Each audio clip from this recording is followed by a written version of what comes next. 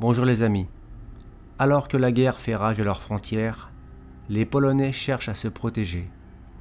Ils trouvent cette sécurité dans l'or. Comme vous le savez, le 24 février 2022, le conflit armé entre la Russie et l'Ukraine a débuté. Piotr Kokik, gérant d'un magasin vendant des lingots et des pièces d'or produits par la monnaie de Pologne, a déclaré au journal AP News: « Ce jour-là, des grandes files d'attente pour l'or dans notre magasin se sont formées. Bien que les files d'attente aient diminué depuis, la demande d'or en Pologne reste forte. Le marché de l'or physique en Pologne est l'un des plus robustes depuis les 3 dernières années. Les Polonais préoccupés par la situation géopolitique diversifient leurs investissements. Ils s'inquiètent également des cyberattaques potentielles qui pourraient perturber le système financier mondial. Marta Bassani-Prusik, responsable du commerce des métaux précieux à la monnaie de Pologne, a observé une forte augmentation des ventes d'or pendant la pandémie. La guerre voisine a également relancé la demande d'or, car l'incertitude était omniprésente. L'inflation post-pandémique, atteignant jusqu'à 18%, a également contribué à stimuler les ventes d'or. Les Polonais sont familiers avec la géopolitique anxiogène. Le pays se trouve à la croisée des chemins entre l'Europe de l'Est et de l'Ouest, et il a traversé de nombreux conflits et guerres. Les souvenirs de l'occupation allemande pendant la Seconde Guerre mondiale et de la domination russe qui a suivi persistent dans la conscience collective polonaise. De nombreuses familles se rappellent comment les pièces d'or et les bijoux ont fait la différence entre la vie et la mort pendant la guerre. Ils servaient à acheter de la nourriture et parfois à s'échapper.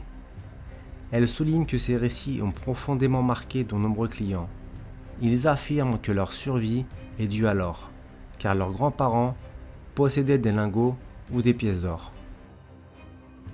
Radoslav Poliakov, un entrepreneur de 38 ans, confirme l'importance de posséder de l'or physique, déclarant à AP News: « Avoir de l'or est essentiel. Je ne parle pas d'une tonne d'or, mais d'une somme qui pourrait vous aider à traverser la frontière ou à assurer la sécurité de votre famille en cas de besoin. » La Banque centrale polonaise s'est également lancée dans la ruée vers l'or. En 2021, le président de la Banque de Pologne, Adam Glapiński, a annoncé un plan visant à augmenter les réserves d'or du pays de 100 tonnes. La Banque centrale a atteint cet objectif en septembre 2023 et a continué à accumuler. En 2023, la Pologne s'est classée au 2e rang des plus gros acheteurs d'or, juste derrière la Chine. Entre avril et novembre, la Banque centrale polonaise a acquis 130 tonnes d'or, augmentant ses réserves de 57% pour atteindre un total de 359 tonnes. M. Glapiński a récemment affirmé que la Banque de Pologne continuerait d'ajouter de l'or à ses avoirs. Notre objectif est d'atteindre 20% de réserves en or, a-t-il déclaré. Lorsqu'il a annoncé son projet d'augmenter les réserves d'or, M. Glapiński a souligné que posséder de l'or était essentiel pour la sécurité et la stabilité financière.